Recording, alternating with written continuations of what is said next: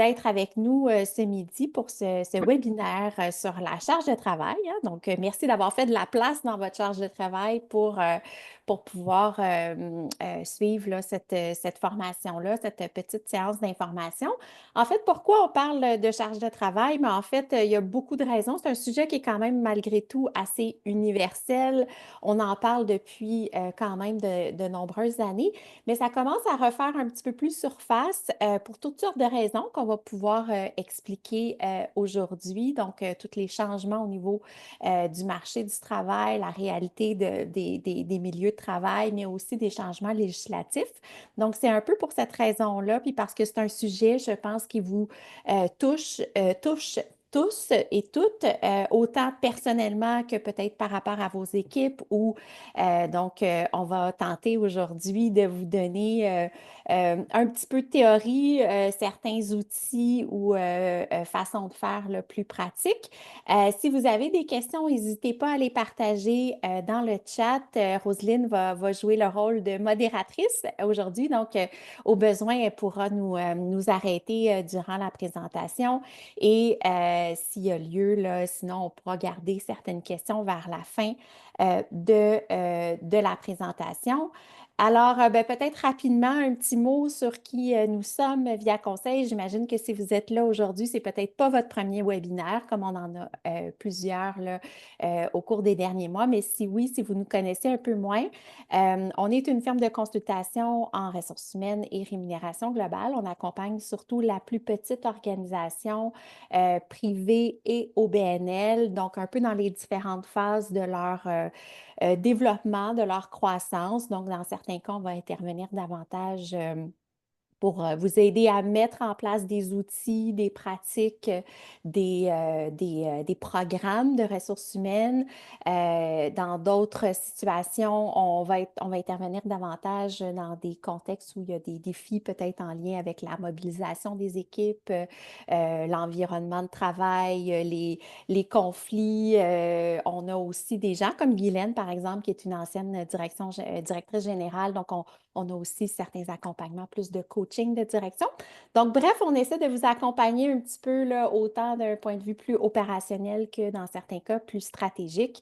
Et aujourd'hui, on va vous parler de charge de travail. Je te laisse faire la présentation de l'agenda, Guylaine. Bien sûr. Alors, en fait, ce qu'on va faire aujourd'hui, c'est probablement vous rappeler quelque chose que vous connaissez déjà et peut-être vous donner des petites pistes, comme disait Caro, mais d'abord, tu sais, mettons la table de façon à ce que tout le monde, on parle le même langage. C'est quoi l'intensification du travail? D'où ça vient, puis d'où ça part, puis où ça va?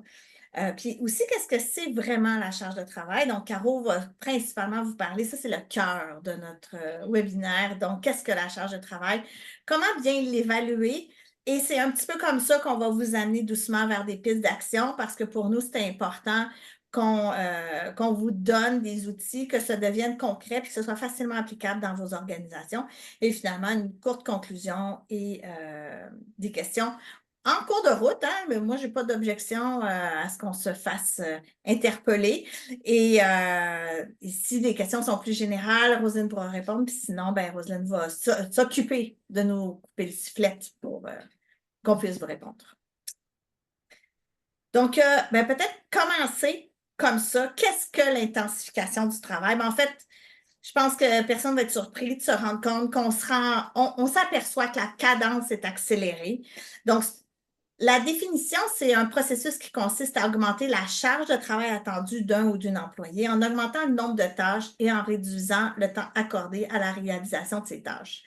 Pour les gens avec qui j'ai fait des coachings, bien souvent, tu sais, je vous parle du tourbillon dans lequel on est. Il semble que plus ça va, plus il est grand. Puis comment on explique cette espèce d'intensification-là qui arrive? Ben, en fait, il y a 4 grands facteurs, puis on les voit ici. Donc, tu sais, le premier grand facteur, c'est les changements perpétuels qui poussent les organisations à s'adapter. Pourquoi? Ben, pour s'assurer d'une pérennité, mais aussi pour peut-être, puis là, je sais qu'il est galvaudé un peu ce mot-là, mais aussi peut-être pour accroître notre agilité, qui est un mot très, très, très à la mode en ce moment. Donc, on met en place des nouvelles technologies, on essaye des nouvelles structures organisationnelles, on modifie l'organisation du travail. Donc, il y a des changements qui sont perpétuels. Et puis, bien sûr, on se dit souvent qu'une organisation bien vivante, c'est une organisation qui change.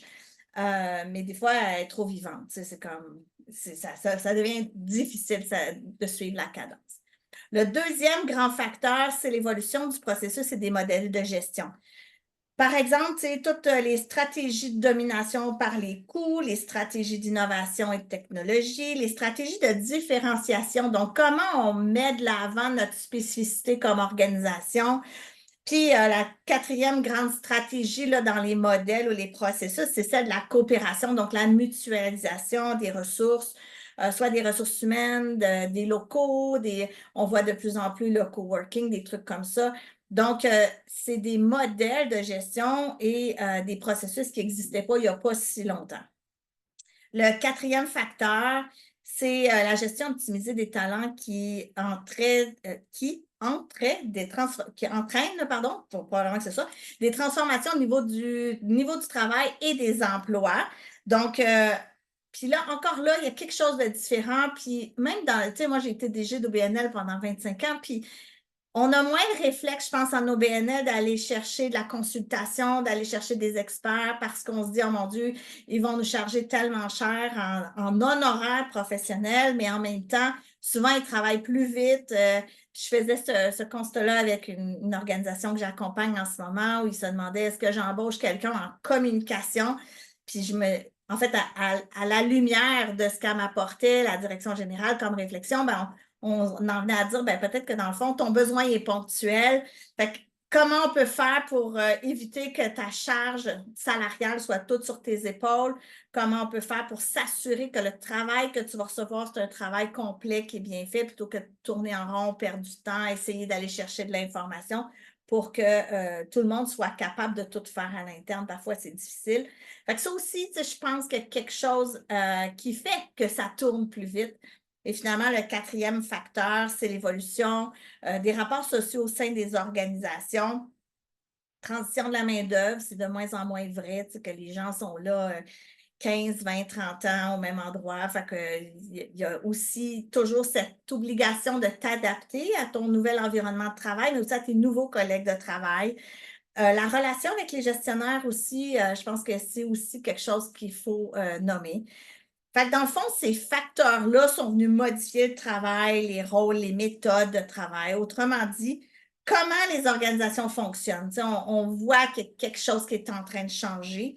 C'est à travers ces changements-là que prend racine le concept de charge de travail. Alors, peut-être avant de se lancer dans le vif du sujet, on avait envie de vous poser une première question pour déjà comprendre un peu mieux votre perception en ce qui a trait à la charge de travail, puis potentiellement à ce qui explique, peut-être, puis là, on a parlé de vos employés, mais ça pourrait être vous-même si vous n'avez pas nécessairement d'employés. Qu'est-ce qui explique que vous vous sentez ou que vos employés se sentent régulièrement surchargés? Donc, je vous lance la question. Je vous laisse une petite minute pour y répondre et après ça, on pourra regarder là, les résultats et pouvoir aborder un petit peu là, la suite du contenu.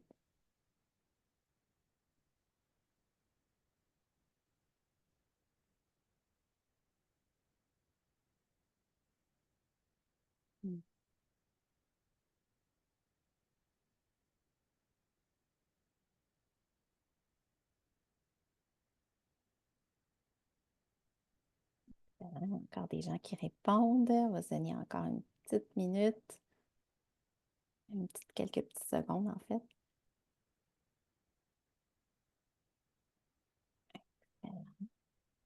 Merci d'avoir. Ça ne sera pas long.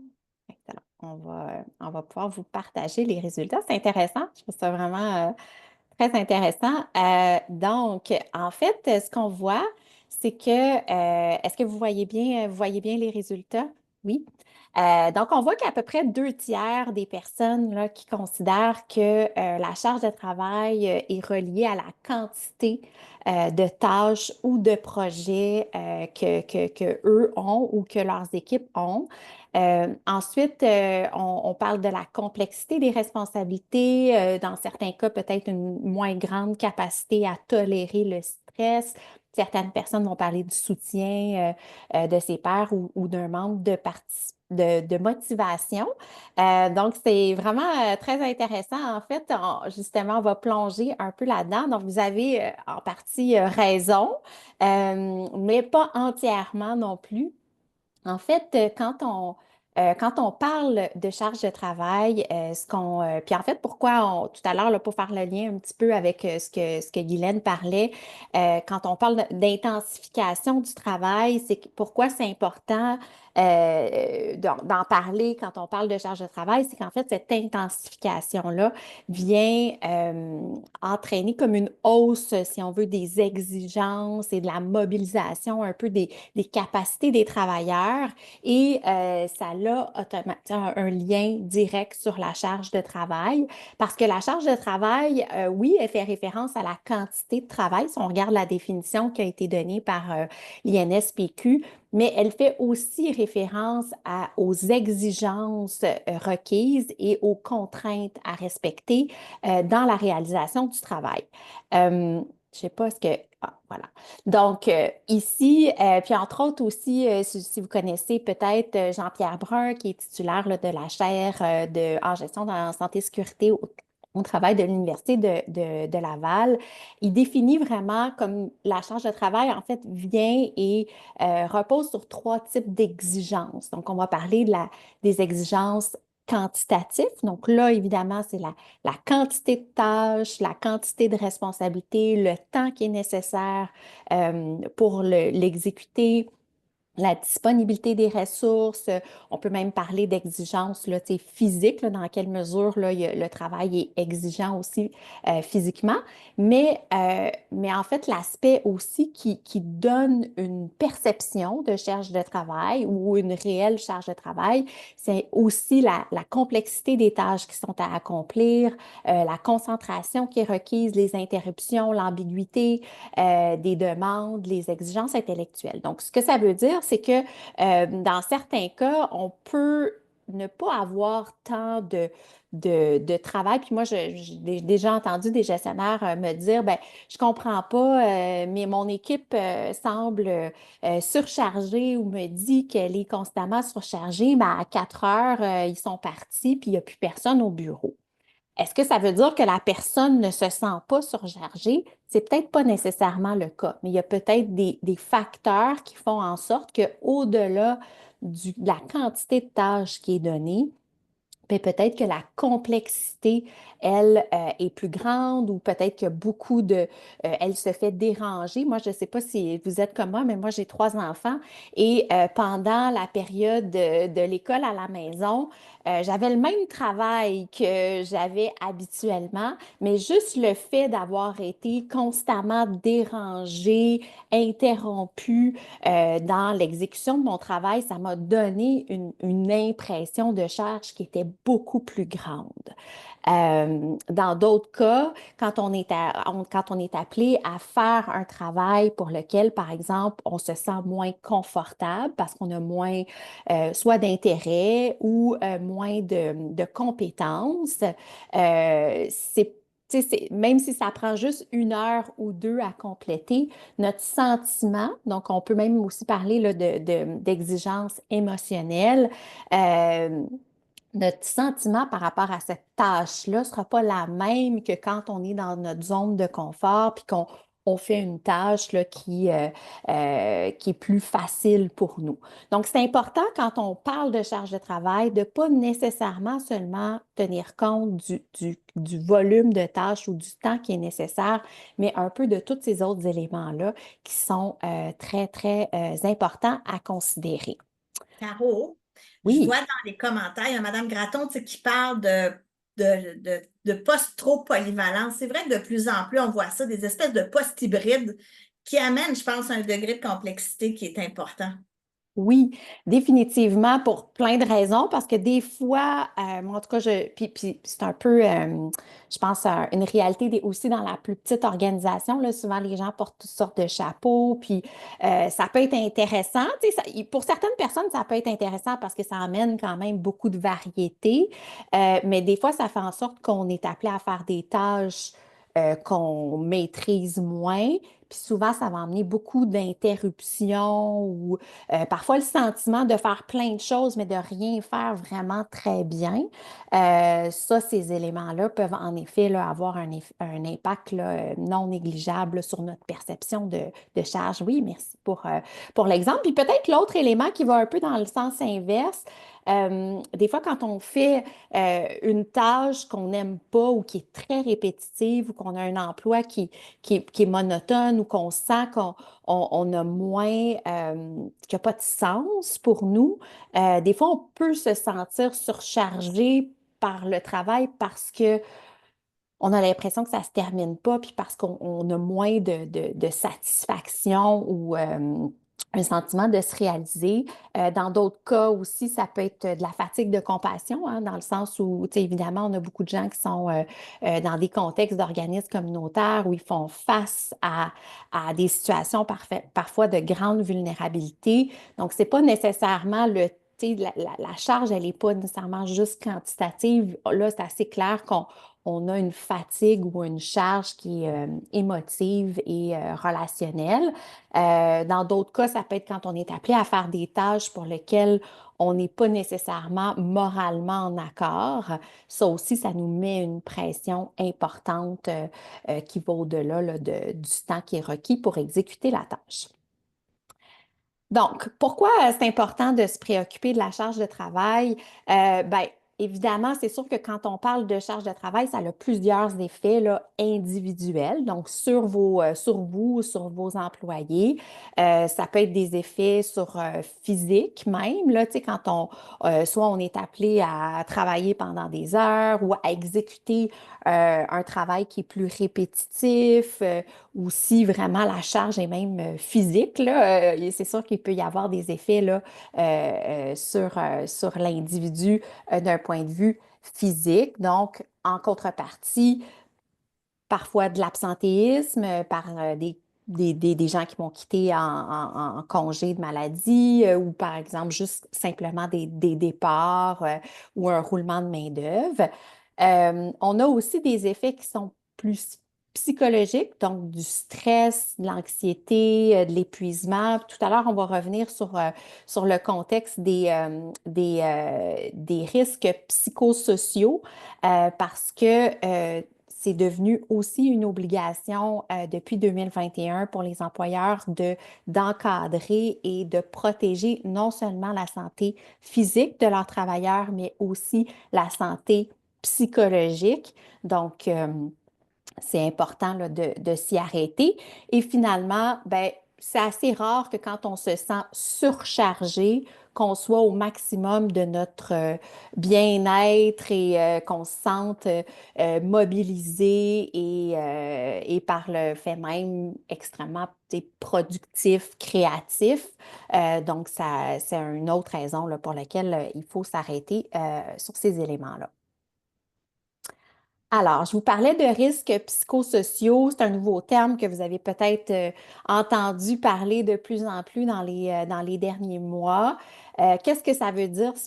En fait, c'est quoi l'obligation là, de l'employeur en vertu de la loi sur la santé et sécurité? En fait, comme je vous disais, l'employeur a l'obligation maintenant de protéger l'intégrité psychique et d'identifier les facteurs de risque de façon formelle, donc dans son dans son plan d'action ou dans son programme de prévention en matière de santé-sécurité, on n'a plus juste à évaluer les risques physiques, mécaniques, ergonomiques, biologiques. On doit maintenant évaluer les risques qui sont psychologiques et qui peuvent avoir des impacts et occasionner une lésion là, professionnelle chez le travailleur. Donc, vous avez ici les risques, les principaux risques psychosociaux qui ont été identifiés par la CNESST. Donc, on parle d'autonomie décisionnelle. Donc, qu'est-ce que ça veut dire? Bien, ça peut vouloir dire de ne pas avoir beaucoup de marge de manœuvre pour adapter nos façons de travailler, de ne pas avoir la possibilité de prendre des initiatives, d'être peu impliqué dans les décisions, d'avoir un encadrement qui est très rigide avec beaucoup d'ordres ou de directives qui sont données par un gestionnaire. Donc, tu sais, peut-être, des fois, dans certains cas, ça peut être de l'abus là, du droit de gérance. Donc, ça pourrait revenir là, à un environnement, un critère, en fait, là, d'autonomie, un risque. On a puis c'est un peu pour ça qu'on en parle aujourd'hui, la notion de charge de travail. Donc, quand les exigences physiques, intellectuelles ou émotionnelles sont trop grandes. Donc, trop de responsabilités, trop de réunions, trop de projets, trop d'interruptions. Quand on n'a pas suffisamment de ressources disponibles pour effectuer le travail ou quand les délais, les échéanciers qui sont donnés ne sont pas suffisants ou on n'a pas nécessairement la capacité d'avoir les ressources qui sont nécessaires pour bien effectuer notre travail, ben, ça pourrait être considéré comme un risque là, important. Donc, c'est un peu de là où ça devient encore plus important. Je pense que ça a toujours été important de porter une attention à la charge de travail, mais aujourd'hui, ce que ça veut dire, c'est qu'un employé qui se dirait surchargé et qui objectivement a une charge de travail élevée et qui développe une condition, disons un trouble d'adaptation ou un burn-out, bien, ça pourrait maintenant être reconnu par la CNSST comme un accident de travail. Donc, c'est important de garder ça en tête. C'est quand même quelque chose d'assez nouveau. Euh, Quand on parle de justice organisationnelle, donc, bon, là, évidemment, on est dans quelque chose d'un peu plus fondamental, donc le non-respect des droits, quand il y a des décisions qui peuvent être injustes ou discriminatoires, quand il y a une inégalité là, dans le partage des ressources ou l'application des décisions, ça pourrait être des risques là, de justice organisationnelle. En termes de reconnaissance, ça pourrait être, par exemple, d'avoir peu d'occasion de rencontrer son gestionnaire, d'avoir une perception d'iniquité en matière de rémunération. Ça peut être de recevoir uniquement de la rétroaction qui serait négative ou constructive, de faire face à des critiques ou qui sont tu sais, publiquement faites devant l'ensemble de l'équipe. Donc ça peut être des éléments qui contribuent à un manque de reconnaissance. Et finalement, le manque de soutien, ben là, ça peut être plus des manques d'écoute. Quand on vit des difficultés, de ne pas avoir les ressources aussi matérielles, donc pas avoir les bons outils, les bonnes informations, de ne pas avoir que les attentes ne soient pas clairement formulées, ben là, ça peut générer des risques à ce niveau-là. Est-ce que un seul des exemples que je vous ai donnés peut nécessairement contribuer à une charge de travail trop élevée et potentiellement à une lésion professionnelle? La réponse, c'est non. Donc, c'est sûr qu'il faut regarder ces éléments-là de façon globale et souvent, c'est une combinaison là, de plusieurs facteurs qui vont faire en sorte qu'on va atteindre un niveau de risque qui est particulièrement élevé. Mais l'idée, c'est de garder en tête que euh, ce sont des risques qu'on doit être capable d'évaluer, donc de cibler. Il y en a certains qui sont peut-être inhérents à notre milieu de travail, mais en fait, quand on parle de santé-sécurité, les employeurs n'ont pas une obligation de résultat, mais vous avez une obligation de moyens. Donc, idéalement, ce qu'il faut faire, c'est d'être capable de les identifier, de les contrôler, de les limiter, dans la mesure où vous cherchez quand même à limiter les impacts sur vos employés, vos équipes. ben, vous rencontrez quand même là, votre obligation là, de moyens. Alors, un autre petit élément aussi qui est important, je pense, quand on parle de, tu sais, on a parlé un peu des composantes en quelque sorte là, de la charge de travail, mais l'autre aspect qu'on doit un peu prendre en considération, c'est que souvent, la charge de travail est exprimée à travers un sentiment de débordement, donc d'avoir l'impression qu'on n'a pas le temps nécessaire pour arriver à tout faire dans les temps ou au niveau de qualité qui est attendu. Mais il y a souvent un décalage entre ce qui est attendu du gestionnaire, donc ce qui est vraiment demandé ou attendu, ce qui est réellement fait, donc la charge de travail réelle, et ce qui est vécu par le travailleur, donc ou par la personne. Puis là, c'est un peu de, puis je pense que des fois, souvent, c'est là où il y a comme un écart entre la perception du gestionnaire, la perception de l'employé, parce que souvent, le gestionnaire va être concentré davantage sur ce qui est demandé ou ce qui est fait réellement, tandis que le travailleur, ben, lui, vit un peu sa charge de travail en prenant en considération beaucoup plus de choses que simplement le volume ou la quantité de travail qui est effectué. Donc ici, on vous présente un peu basé sur les travaux là, de Jean-Pierre Brun, les principaux facteurs de charge de travail en fait, qui contribuent d'une certaine façon positivement ou négativement à la charge de travail. Donc, on a ici, par exemple, l'adéquation des outils. Donc, d'être capable de faire d'avoir à réaliser une tâche, mais de peut-être pas avoir les bons système informatique ou les bons outils ou le bon ordinateur pour être capable de réaliser ce travail-là, ça peut occasionner beaucoup de frustration, mais aussi donner l'impression que c'est encore plus compliqué que ça l'est réellement de faire le travail. Un autre élément, c'est la complexification des procédures.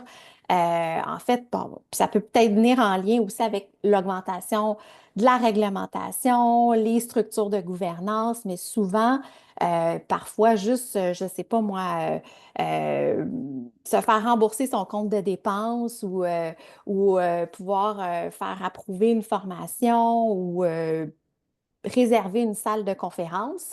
Des fois, il y a tellement d'étapes à travers lesquelles on doit passer pour réaliser ce travail-là qu'en soi, ça ne devrait pas être si compliqué, mais ça devient très lourd parce que soit c'est plusieurs étapes, soit le processus en soi est très lourd, ou au contraire, il n'existe pas du tout de processus, puis on ne sait pas par où le prendre, ce qui fait en sorte qu'on flotte un petit peu dans notre élan là, de réaliser ce travail-là. L'autre élément, ben, c'est la multiplication des demandes. Il y a toujours de plus en plus de demandes, plus en plus d'attentes qui viennent un petit peu de partout et bien souvent de moins en moins de ressources pour y arriver. Donc, ça, c'est sûr, je pense que c'est assez facile de le comprendre. Euh, Dans certains cas, c'est aussi le niveau d'attente. C'est pas tant la tâche qui est difficile ou qui est exigeante, mais c'est le temps qu'on se donne pour être capable de la réaliser ou le fait qu'il y ait beaucoup, beaucoup des fois de demandes de dernière minute ou d'imprévus. Et certaines organisations qui sont très bonnes pour créer ce sentiment d'urgence-là, être très réactif. Puis je pense que ça peut être correct à certains moments, mais quand ça devient une culture de dernière minute et ça peut devenir quand même assez nocif là, pour les équipes. Donc, d'être Caro, capable oui. j'ai le goût de faire un lien pour les gens qui m'ont suivi dans d'autres webinaires. Tu sais, quand on parle de maturité professionnelle aussi, ben, le fait que les équipes sont là moins longtemps, puis tu sais, souvent il y a un roulement de personnel qui est plus grand, mais des fois les attentes sont plus grandes que la capacité réelle de Mm. l'organisation parce que les employés ne sont pas rendus là dans leur développement professionnel. Fait que ça aussi, tu sais, je pense que la maturité professionnelle, c'est C'est comme mon petit dada, fait que ça me permet de le plugger. Mais tu sais, je pense que c'est une réalité aussi qu'il faut garder en mémoire, en tout cas. Tu as tout à fait raison. Puis même, tu sais, des fois pour nous, ou tu sais, pour un gestionnaire, ça peut être comme quelque chose de tellement facile qu'on fait en 2 minutes, en 5 minutes.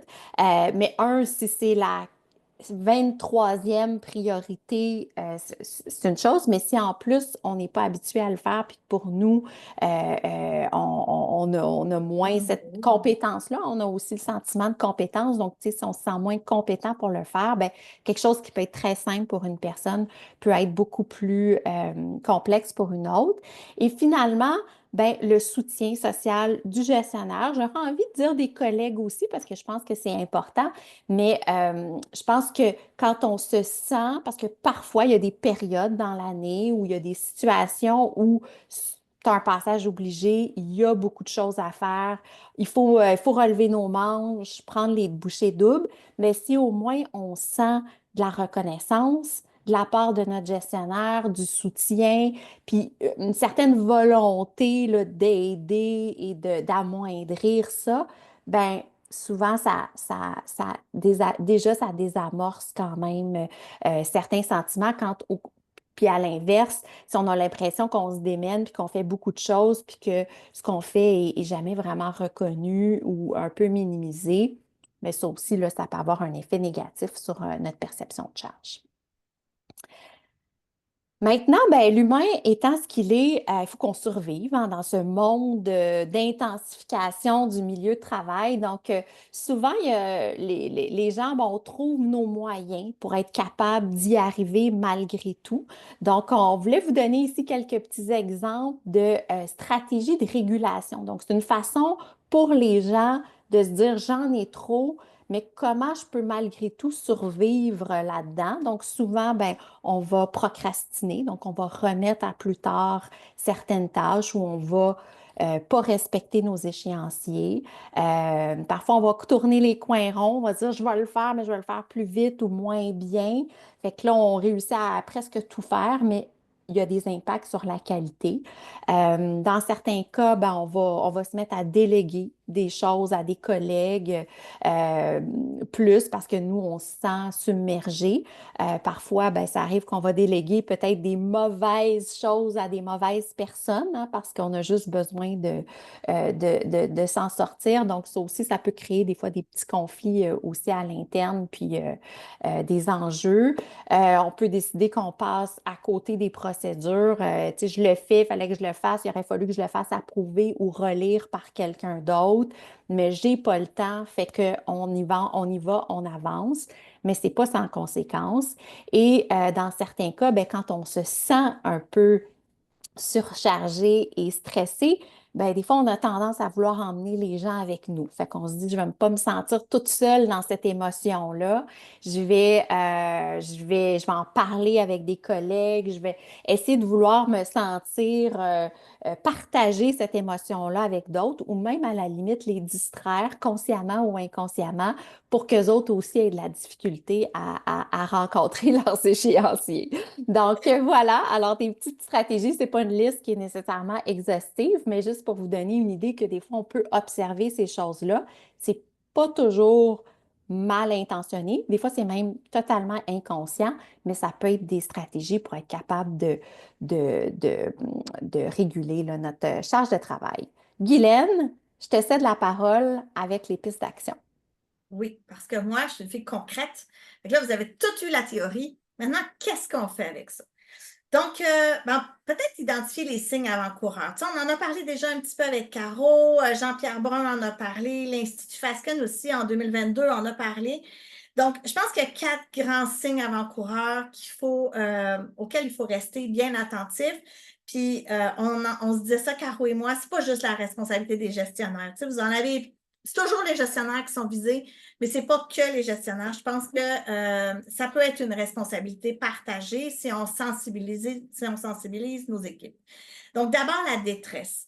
Donc, quand on commence à entendre là, que quelqu'un ne se sent pas bien au travail, on le sent stressé, un changement de comportement, quand on commence aussi à entendre que, ben, tu sais, je commence à regarder ailleurs ou des collègues de travail disent, ouais, il y a des postes qui s'ouvrent.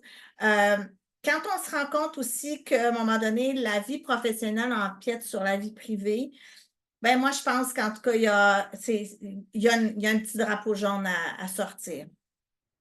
Ensuite, tout l'isolement au travail. À la limite, ça peut même devenir une mesure de protection avec le télétravail. Avant, puis moi, je faisais partie de ce avant, on rentrait travailler au bureau, puis ben, même dans un environnement qui était parfois stressant, stressé, malsain, etc., on le subissait, on n'avait comme pas le choix. Maintenant, avec le télétravail, puis la disponibilité de l'hybride, ben, il y a pour certaines personnes que c'est une vraie mesure de protection. Ils préfèrent travailler à la maison que de vivre cette espèce de tourbillon, de vivre ce chaos, des fois organisé, des fois désorganisé. Puis, ben, ça peut se rendre jusqu'à l'évitement des activités sociales. Donc, une dissociation complète, finalement, du sentiment d'appartenance. Je fais ma job, je la fais bien, mais tu sais, demandez-moi-en pas plus. Déjà, je trouve que ça me demande tout mon petit change. Un désengagement aussi lors des activités de travail, des réunions, des groupes de travail. Donc, quelqu'un qui, comme moi, par exemple, est très extraverti, qui a de la facilité à lever la main, à donner mon opinion. C'est sûr que quand je me retrouve dans une réunion où je ne dis pas un mot, tout le monde devient un peu inquiet. Ben, cette attention-là portée sur un comportement qui change vis-à-vis de quelqu'un, puis allez juste poser la question. Un manque d'assiduité, ben là, c'est toute la question de l'absentéisme. C'est quelque chose qui existe depuis toujours, même quand on était à temps plein au bureau.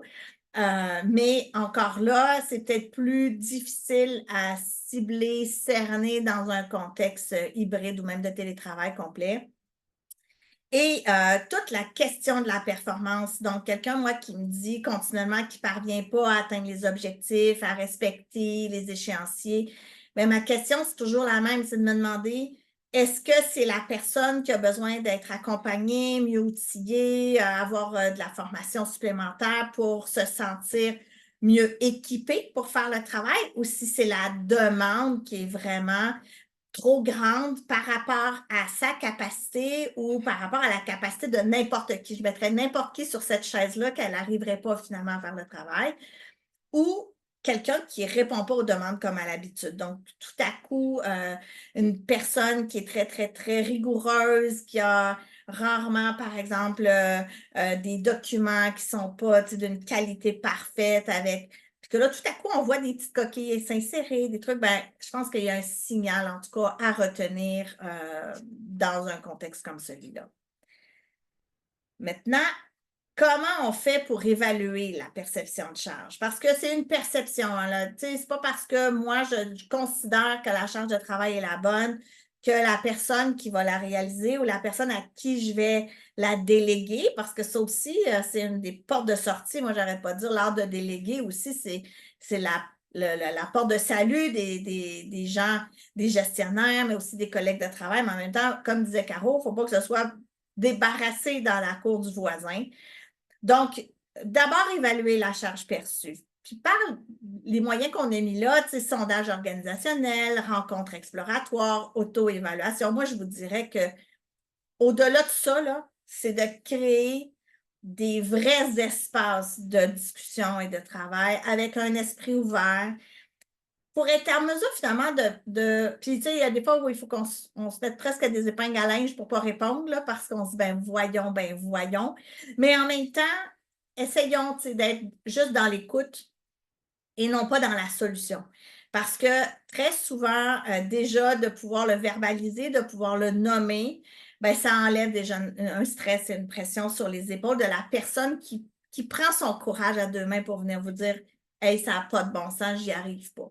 Donc, puis, il faut trouver plusieurs moyens. Il y a des gens qui sont faciles, qui ont de la facilité à dire verbalement. D'autres, c'est plutôt à l'écrit. Donc, essayer de mettre en place les moyens pour que tout le monde ait cette place à la discussion. Ensuite, une fois que ça c'est fait, ben là, il faut l'analyser, cette charge de travail. Donc, réel, bien sûr. Donc, là, c'est là où votre jugement professionnel puis votre analyse va être importante. Donc, par des observations, par des stats, par des contraintes. Donc, est-ce que dans un contexte X, c'est vraiment possible, réaliste et réalisable, comme je dis toujours? L'évaluation des processus et des contrôles, y en a-tu? Y en a-tu assez? Y en a-tu trop? C'est comme, est-ce qu'ils sont trop granulaires? Est-ce qu'on laisse de la place justement à l'agilité puis à la fluidité de l'organisation dans ces processus et contrôles? Peut-être même de faire une demande de journal de bord. Moi, j'ai déjà demandé à des gens, écoutez, pour un mois de temps, c'est de faire des feuilles de temps plus détaillées de façon à ce qu'on soit capable de voir là où c'est chronophage, puis comment on pourrait faire finalement pour renverser la tendance. Puis ultimement, comparer avec d'autres organisations, parler à des organisations semblables à la vôtre, parler à des gens qui occupent des postes similaires, puis il y a des fois où ça nous permet de dire, ouais, peut-être que l'assiette est un peu trop pleine pour une seule personne. Puis tantôt, comme on disait avec les postes hybrides, on en parlait justement hier en équipe, puis on se disait, on voit ça de plus en plus, mais en même temps, est-ce que c'est vraiment la solution idéale? Euh, il faut l'évaluer, je pense. Et finalement, prendre cette évaluation perçue, la mettre par-dessus l'analyse de la charge réelle, puis là, la décliner dans ces trois types de charges de travail, qui est la quantitative, qualitative et émotionnelle. Puis là, on a toujours notre monsieur Jean-Pierre Brun. Moi, j'appelle ça la roulette. La roulette de Jean-Pierre Brun. En fait, lui, tu sais, tantôt, Caro vous disait, il y a 6 grands facteurs. Lui, il en met plein, là.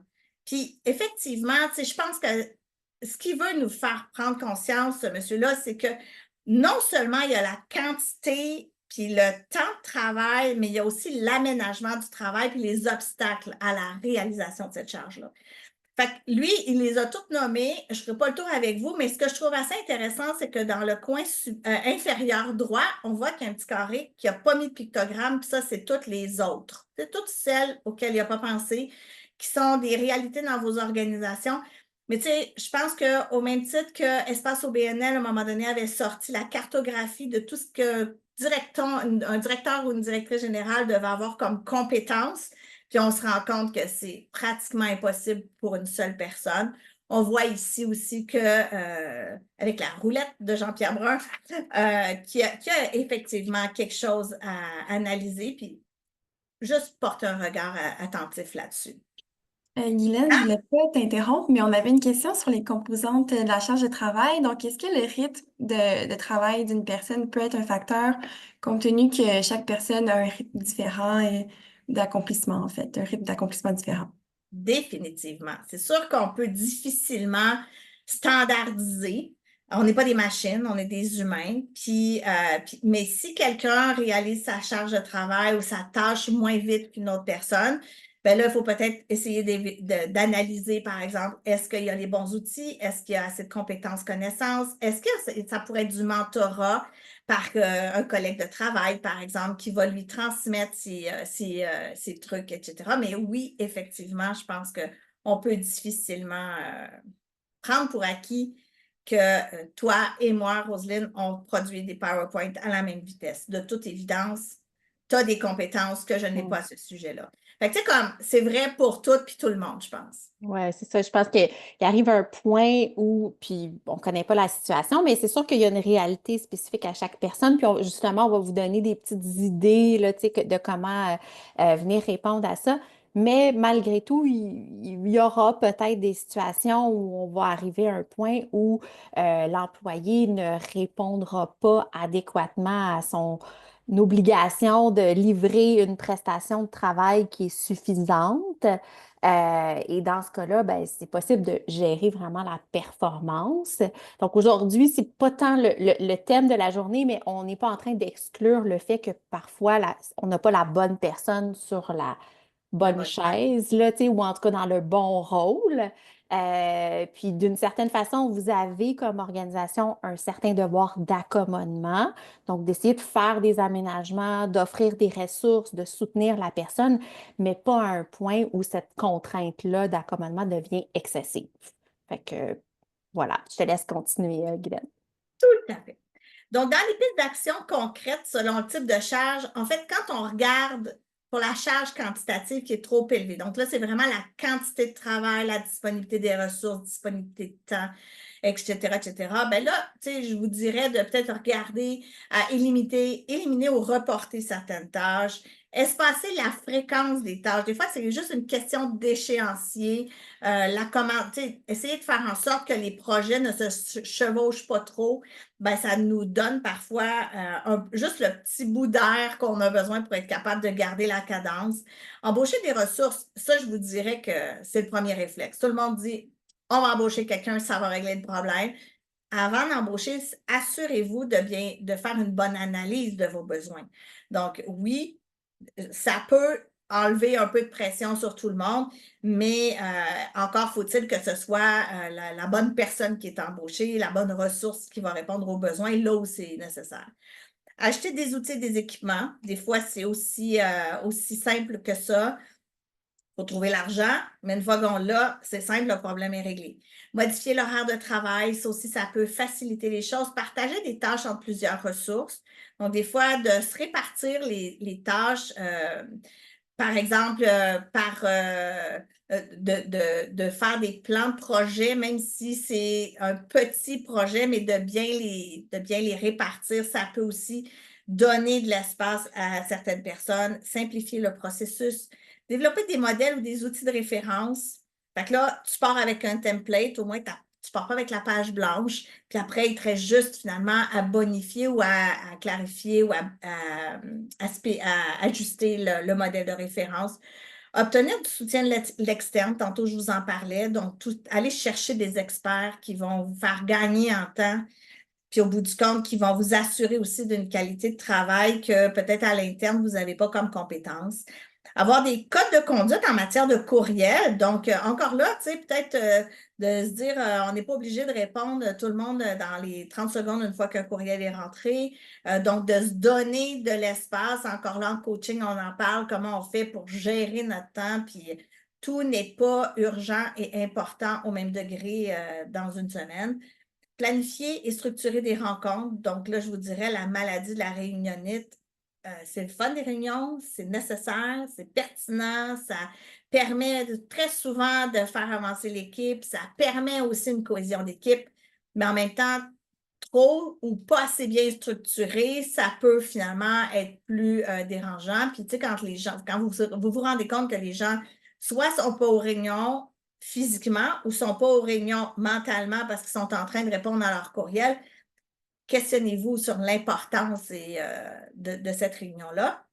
Puis finalement, peut-être mettre en place des automatiques. Il y a peut-être des trucs qui peuvent être automatisés dans vos organisations. Voilà. Fait que ça, c'est des trucs, en tout cas, des pistes d'action pour la partie quantitative. Pour la partie qualitative, maintenant, bien là, peut-être que ça pourrait être par la formation du mentorat, je vous en ai parlé tantôt.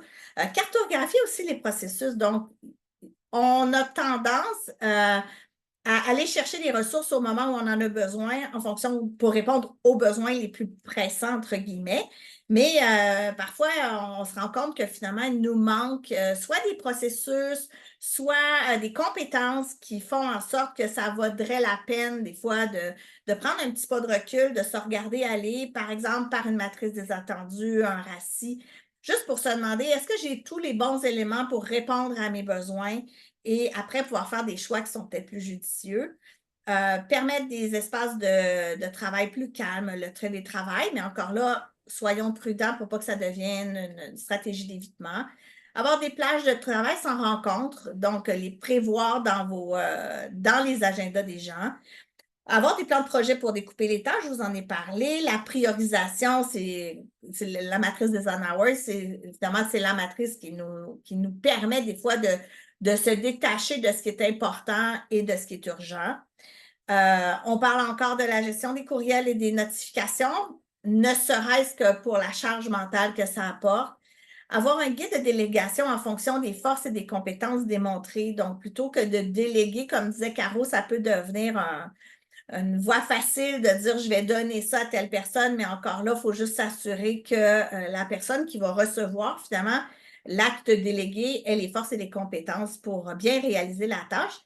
Puis il y a des fois que, dans le fond, on ne sait pas trop par où pogner cette affaire-là parce qu'il y en a trop, puis on ne sait plus où, puis on n'a pas le temps aussi. Donc, faire un diagnostic organisationnel qui va peut-être nous permettre justement de cibler là où il y aurait des améliorations à apporter, puis peut-être avoir des recommandations dans ce sens-là. Et finalement, quand on parle de la charge émotive, ben là, c'est pas prendre pour acquis que les gens vont toujours aller bien à tous les jours de leur vie au travail. Donc, poser la question souvent. Puis oui, il y a des gens qui ont le bonheur plus facile que d'autres, mais même ces gens-là, ça arrive à l'occasion que finalement, c'est ça, il y a une fatigue qui s'est installée. Donc, s'assurer de rester bien à l'écoute de ces gens-là et de toute votre équipe. Donc, avoir une écoute active. Tantôt, je vous disais, moi, en tout cas, je sais que je dois souvent faire l'effort d'écouter pour vrai plutôt que d'écouter en cherchant la réponse que je vais donner. Donc, je dois faire l'effort d'avoir une écoute sincère, puis après, je trouverai des réponses. Pensez de reconnaître l'effort fourni, le travail fourni, ça fait une vraie différence dans la vie des équipes de travail. Avoir le soutien psychologique, puis là, moi, Caro m'a fait découvrir la ligne Léo. Fait que, Caro, je vais te laisser expliquer cette affaire-là. C'est assez extraordinaire.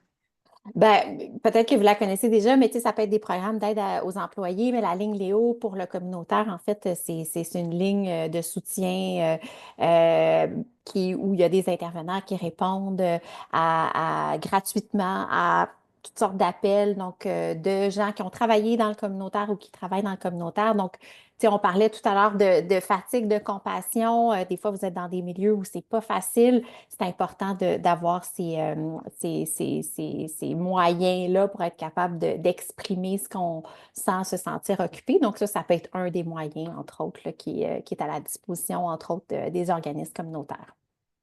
Intéressant, merci. Pour les portes ouvertes régulières, en fait, quand moi j'étais en milieu de travail physique, ma porte était toujours ouverte, à l'exception du moment où j'avais besoin de concentration pour travailler. Avec le télétravail, on ne sait pas quand est-ce qu'on peut interpeller nos collègues, interpeller nos gestionnaires. Puis, on se sent l'obligation de prendre un rendez-vous puis on n'ose plus téléphoner parce qu'on se dit, oh mon Dieu, d'un coup, je la dérange. Mais avant, on ne se questionnait pas à ça. Tu sais. Si on les dérangeait, ils ne répondaient pas ou ils nous disaient, je vais rappeler plus tard. Maintenant, on préfère rester en attente. Donc, ça peut aussi être une solution de mettre dans les agendas, dans vos agendas, que vous avez des portes ouvertes. C'est comme physiquement ou pas, un moment où les gens peuvent vous interpeller sans nécessairement prendre un rendez-vous avec vous. Donc, ça peut créer une spontanéité aussi. Du coaching et des groupes de soutien. Les gestionnaires, moi, en fait, j'ai longtemps ressenti l'isolement du gestionnaire, l'isolement du décideur. Fait que des fois, de se rendre compte que c'est pas parce qu'on n'est pas bon, c'est parce que c'est complexe, ça fait du bien, puis ça nous enlève aussi cette charge émotive-là. Une planification stratégique, ne serait-ce que pour vous sortir un peu la tête de l'eau puis vous projeter un peu plus dans le futur. Des fois, ça permet aussi d'avoir une ligne d'horizon un peu plus loin. L'enrichissement du rôle de chacune des personnes, donc la montée en charge, comme souvent on appelle. La clarification des valeurs organisationnelles, donc vous assurez aussi que je vous dirais la clarification, mais aussi la cohésion et la cohérence des valeurs organisationnelles, parce que quand ce que vous dites, c'est pas ce que vous faites, dans certains cas, ça peut créer aussi une charge émotionnelle parce que là, on se retrouve en conflit de valeurs. Un code de conduite et finalement reconnaître le soutien des collègues et la collaboration. Donc, au-delà du gestionnaire qui descend sa reconnaissance, aussi implanter cette culture où on dit bravo pour la belle job que tu as faite entre eux. Donc, nommer les bons coups entre collègues de travail, je pense que ça peut aussi être un beau moment de partage. Oui, puis reconnaître aussi les gens qui offrent leur aide. Parce que, tu sais, d'encourager, dans le fond, la collaboration, je pense que ça peut passer par le fait qu'on la valorise puis qu'on la reconnaît aussi. Donc, merci, Guylaine. On approche la fin de notre webinaire et on est soucieuse de vos agendas certainement bien chargés. Donc, en conclusion, ben, en fait, ce qu'on a envie que vous puissiez retenir, c'est que la charge de travail, oui, c'est la quantité de travail, mais ce n'est pas que ça. C'est beaucoup plus que ça, que souvent nos employés se sentent surchargés et de ne pas perdre de vue que, dans le fond, une perception, c'est toujours vrai dans les yeux de la personne qui la ressent. Donc, c'est important pour vous de comprendre, d'aller plus loin. Au-delà du travail qui est donné ou du sentiment qui est partagé, d'essayer de comprendre qu'est-ce qui est à la source de cette perception de charge de travail-là pour être capable d'y répondre et aussi de rencontrer vos obligations comme employeur, notamment en lien avec la loi sur la santé et sécurité au travail et de faire cet état des lieux-là, prendre le pouls quand même régulièrement. Donc, finalement, ben, on avait envie de vous offrir un petit cadeau. Pour ceux qui auront participé au webinaire, vous allez recevoir là, un petit courriel, puis on va vous donner un exemple de questionnaire là, qui vous permettrait, ça pourrait être une auto-évaluation, mais c'est des idées de questions qui vous permettent de peut-être cibler un petit peu mieux d'où pourrait venir là, ce sentiment-là de charge de travail. Donc, ça peut être intéressant de le faire compléter par vos équipes ou d'en discuter là, lors d'une prochaine rencontre.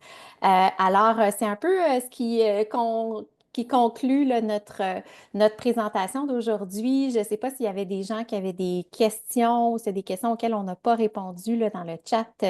Roselyne. Oui, bien en fait, on avait une question de validation. Donc, la charge de travail, ça fait référence aussi aux compétences, mais aussi à la capacité de rencontrer les attentes. C'est bien ça? Oui, exactement. Ben, c'est sûr, un peu comme on disait, il y a des gens qui, tu sais, quand on se sent pas compétent pour exécuter un travail, ça l'augmente nécessairement, là. Je ne sais pas si vous connaissez le ciné, là. Donc, quand on n'est pas en contrôle, quand on est face à de l'imprévisibilité ou quand on n'a pas nécessairement un sentiment de compétence, ben, ça a un effet là, automatique un peu sur notre niveau de stress et souvent, le niveau de stress va avoir un effet aussi sur notre perception de charge de travail. Donc, je vois qu'on a Mélanie, je pense qu'elle a levé la main. Attendez, on va essayer de voir comment on peut vous débloquer votre micro. Est-ce que tu veux, je pense qu'on peut faire ça ici. Ça va pas bien long. Je vous retrouve dans la liste. Est-ce que,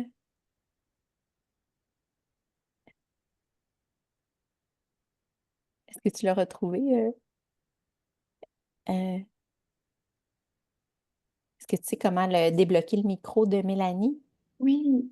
Est-ce que ça Oui? fonctionne? Ah, voilà. Mélanie, Ben est-ce que vous là, voulez poser votre question? Je m'excuse, en fait, je voulais même pas poser une question, je voulais juste chercher un emoji pour dire merci, puis j'ai accroché. Je suis désolée. Ben, ça nous a fait plaisir. Alors, s'il y a des gens qui ont des questions à poser, n'hésitez pas, vous pouvez faire comme Mélanie, levez votre main, puis on va essayer de vous débloquer ça. Sinon, ben, pour ceux qui avaient d'autres rencontres, on vous souhaite une très belle En journée. fait, Merci. oh, pardon, Caroline, je voulais vraiment pas te couper, mais est-ce qu'on a le temps pour une dernière question? Certainement.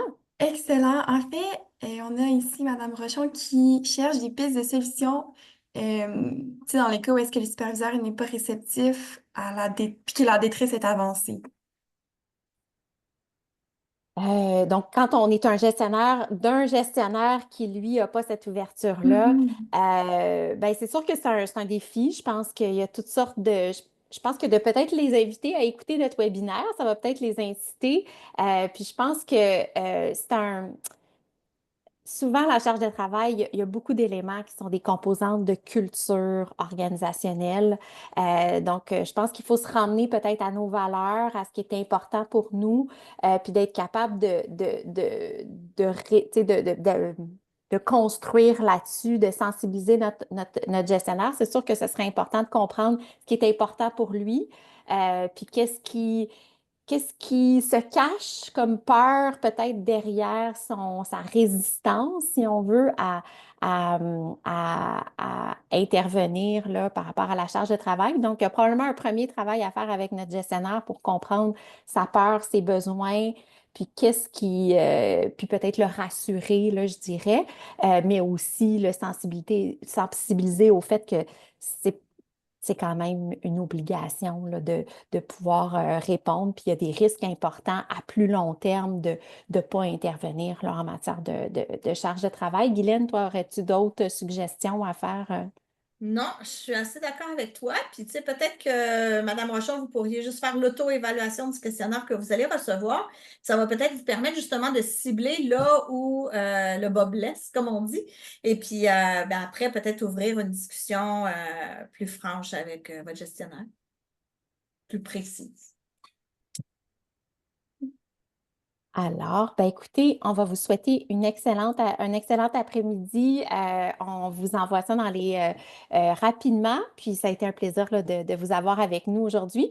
Le webinaire, comme à chaque fois, va être disponible là, en rediffusion sur notre chaîne YouTube, ainsi que tous les autres webinaires là, qu'on a fait là, au cours des derniers mois. Donc, n'hésitez pas là, à retourner visionner nos anciens webinaires. Donc, merci à tout le monde. Un bel après-midi.